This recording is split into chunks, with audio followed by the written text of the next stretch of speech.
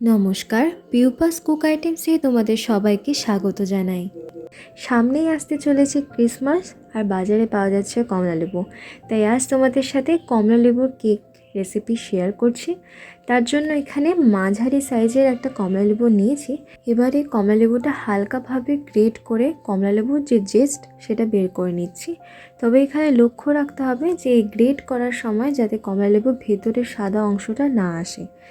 এবারে সেই কমলালেবুটা কেটে আমরা তার জুসটা বের করে নিচ্ছি। এরপর কমলালেবুর রসটা ছেঁকে নিচ্ছি। এবারে আমরা নেক্সট স্টেপ করছি। যে পাত্রের মধ্যে আমরা কেকটা বসাচ্ছি সেই পাত্রের মধ্যে 1 টিস্পুন মতো সাদা তেল ভালো করে পাত্রেতে লাগিয়ে নিচ্ছি। এর ওপর দিয়ে দিচ্ছি 1 টিস্পুন মতো ময়দা। সেই ময়দাটা পাত্রের গায়ে ভালো করে লাগিয়ে নিচ্ছি। বাড়তি যে ময়দা থাকছে সেটাকে ফেলে দিব। তোমরা চাইলে এখানে বাটার পেপার ইউজ করতে পারো।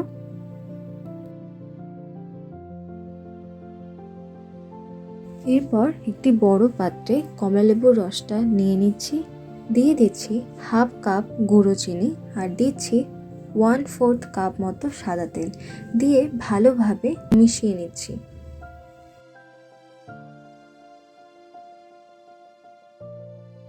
এবারে দিয়ে দিচ্ছি 1.5 কাপ মতো ময়দা। এখানে আমি ময়দাটা কিন্তু আগে ছেঁকে রেখেছিলাম, তোমরা অবশ্যই ময়দাটা ছেঁকে দিবে।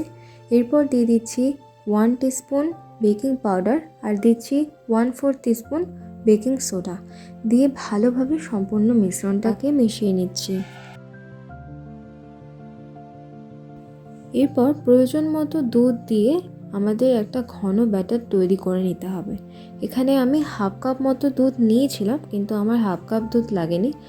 এই পরিমাণটা সম্পূর্ণ তোমরা ভালো করে চেক করে নেবে। যখন ব্যাটারটা এরকম হয়ে যাবে তারপর আর দুধ দেওয়ার প্রয়োজন নেই, ব্যাটার তৈরি হয়ে গেছে অলরেডি। এবারে দিয়ে দিব অরেঞ্জের জেসটা দিয়ে ভালোভাবে সব কিছু মিশিয়ে নিচ্ছি।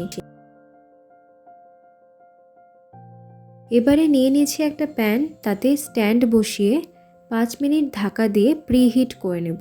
আর যেই পাত্রে আমরা ময়দার তেল মাখিয়ে রেখেছিলাম তাতে এই ব্যাটারটা সম্পূর্ণ দিয়ে দিচ্ছি। ব্যাটারটা দিয়ে দেওয়ার পর এইভাবে ঝাঁকিয়ে নিতে হবে যাতে ভেতরে কোনো এয়ার বাবলস না থাকে।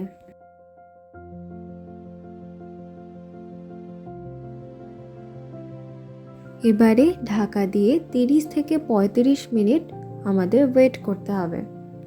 35 মিনিট পর ঢাকা খুলে এভাবে একটা টুথপিক নিয়ে কেকের মাঝখানে দিয়ে চেক করে নিতে হবে। যদি টুথপিকের গায়ে কোনো কিছু না লেগে থাকে তার মানে বুঝতে হবে কেকটা তৈরি হয়ে গেছে।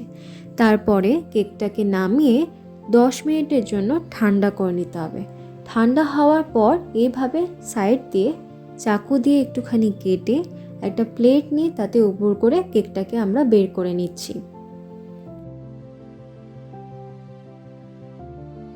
তৈরি হয়ে গেছে আমাদের super soft spongy orange cake.